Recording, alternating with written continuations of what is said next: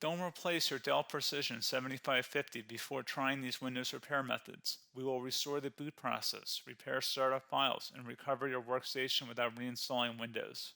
A lot of errors pertain to this problem, and we're going to go ahead and jump into what should hopefully be a pretty straightforward process, guys. And we're going to go ahead and jump right into it. So first thing I'd recommend doing would be to actually go ahead and boot to the troubleshooting utility on Windows 11. So if you do a hard power off 3 times in a row, Windows should automatically attempt to launch the startup repair utility. And if it doesn't find anything, it will give you the option to select advanced settings, in which case it will take you to a screen that looks like this. Now, if it does not take you to a screen that looks like this, or you're unable to get to that, you can also download the Windows 10 Media Creation Utility, or Windows 11. They probably will make a creation utility for Windows 11 at some point. And it doesn't really matter, you can actually run the Windows 10 utility on Windows 11 as far as I'm aware. And you should be able to run the troubleshooting utilities built in within it. So you just would go ahead and download it to an ISO file and then burn it to a DVD or USB. It'd have to be about 4 gigabytes or more. It couldn't be a small USB flash drive, and it couldn't be a CD. It'd have to be a DVD.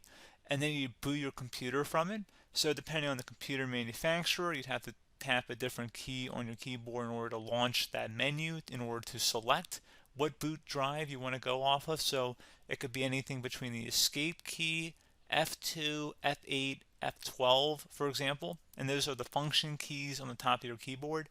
So you may have to just do a little bit of trial and error. Shouldn't take you more than a couple minutes. Googling it would probably be best before you even begin.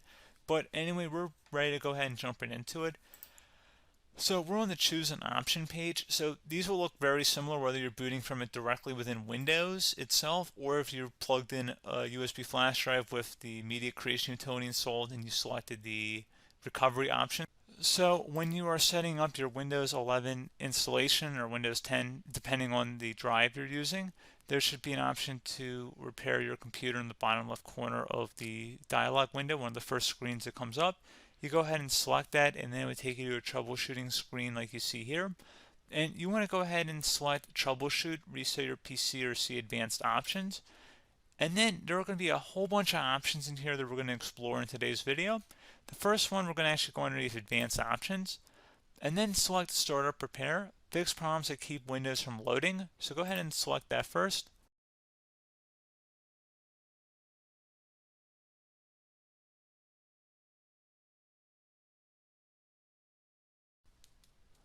Okay, so you can see it could not repair our PC. That was our first option we could try. Something else, if we go back into advanced options here and then select troubleshoot, we're going to go underneath advanced options again. You can go ahead and actually access safe mode by selecting startup settings. And then if you select the restart button, you have the option on the screen select safe mode with networking, which will give you a key on the screen. It'll tell you which key to press to enter that. I believe it's the F7 key. It'll do that for you. I'm not going to go over that in today's tutorial because I don't really want to go into safe mode, but you're more than welcome to attempt that by going into here and then selecting restart. Again, it'll launch another screen. It'll say what key do you want to press, and it'll give you like 7 or 8 different options, and you want to select safe mode with networking. There's also an option for a command prompt too, but that's going to be something we're going to cover later in this video, and we don't even have to go through that in order to access it. So that's why I'm not going to really push for that, because unless you know exactly what's causing the problem, you probably don't need to go into safe mode. Unless you're trying to recover files, in which case then you definitely can go into safe mode, but we're trying to actually recover our computer here. So I hope that makes sense. Something else we can also try here as well would be to uninstall updates, remove recently installed quality or feature updates from Windows. So if you go ahead and select that, you can uninstall the latest quality updates, which generally is the more day-to-day updates. Feature updates are the less regularly released ones, like the big ones. I would equate it to service packs in like Windows 7 and Windows Vista and Windows XP. So larger updates that occur once or twice a year at most. And the quality updates are more just a regular update. So probably obviously depend, it'll take longer if you're going to try and uninstall the latest feature update versus quality update. And maybe you don't need to go back that far. So just giving you guys a couple of pointers with that. Something else you can also look at here, and we're going to jump into the command prompt in a little bit, but you can select System Restore, which will use a restore point recorded on your PC to restore Windows. And this is something I would highly recommend here, guys. So select next. Assuming you have a restore point saved on your computer, you go ahead and select the most recently created one, and you'll select next, and then you'll select the drive. You shouldn't actually have to select the drive. You can scan for affected programs, but we're going to keep it all default here, and then we're going to select finish. So once started, system restore cannot be interrupted. Do you want to continue?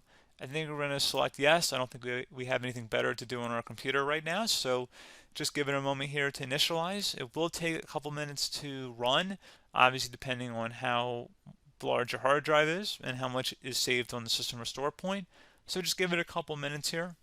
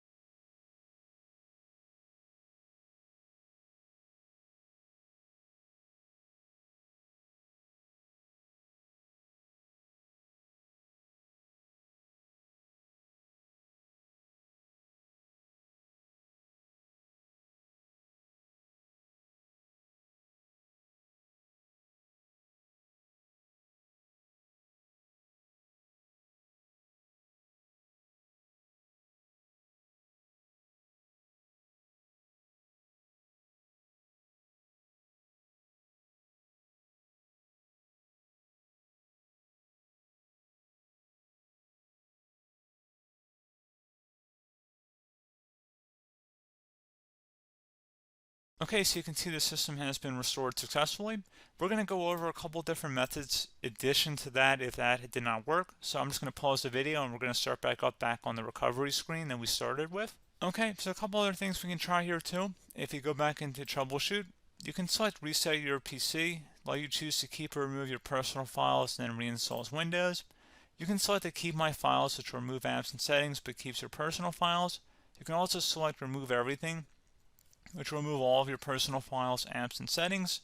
So this is more of a factory reset, the second option here. First option, it should not delete all of your personal files. However, it will pretty much clear most of your programs. And keep in mind, there's no guarantee that your information, number one, is even still available and easily recoverable on your computer to the point that you actually would be able to recover anything.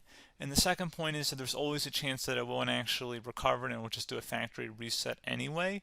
So there's no guarantee that actually would keep your files anyway. So I would recommend trying to get a recovery tool and backing that up first before selecting it anyway. But again, those are a couple different options. And then something else you can try here if you go back to the choose an option. Another option, if you go underneath choose an option and select troubleshoot, advanced options, and now select where it says command prompt. Okay, so the first thing we should do is type our main hard drive here. In most cases, it should be the C drive. So you just do a C colon and then hit enter on your keyboard. So once you're underneath the C drive, we're going to type in dir and then hit enter on your keyboard. It should have program files, users, and Windows all in there. That's how you know you're in the right directory.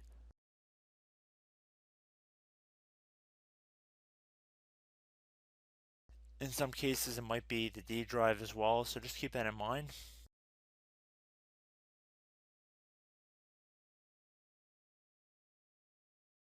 Next thing we're going to do is type in cd space / Windows / system 32 / config, and then you're going to hit enter on your keyboard.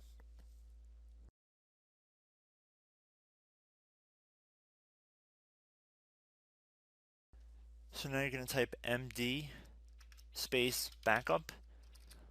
If you've seen other tutorials, it might also say to put down md backup. That's because the backup name is pretty common when you want to back something up.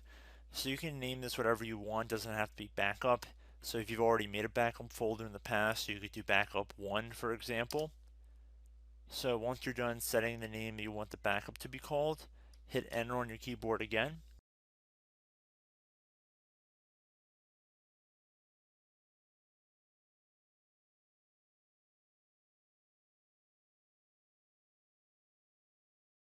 At this point you want to type copy, C-O-P-Y, space, then you want to do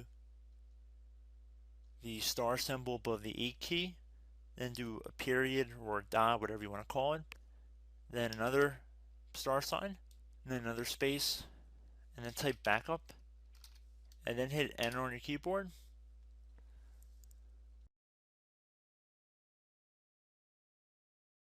Now you want to type cd reg back, R-E-G-B-A-C-K, and then hit enter on your keyboard. So now that we are under the reg back, so now you want to type dir again, and then hit enter.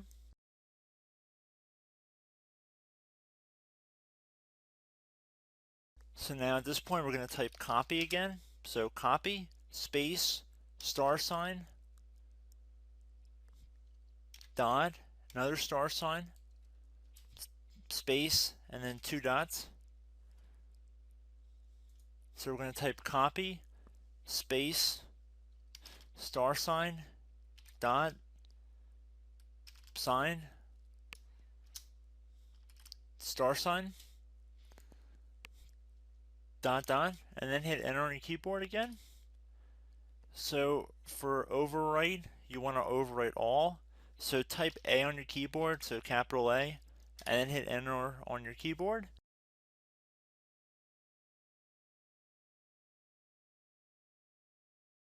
So at this point you should be good to go. You can close out of the command prompt window, and if you accidentally continue to Windows 10 you should be all set. So I hope one of these 3 or 4 different methods we went through in this tutorial helped you guys out. Again, I'm not sure if you guys heard me earlier, but try to go back into your safe mode if possible and uninstall any programs you know might be conflicting with the Windows startup if you can get into safe mode. So just keep that in mind. Something very simple like that could be blocking up everything. So again, I hope this tutorial helped you guys out, and I will catch you in the next tutorial. Goodbye.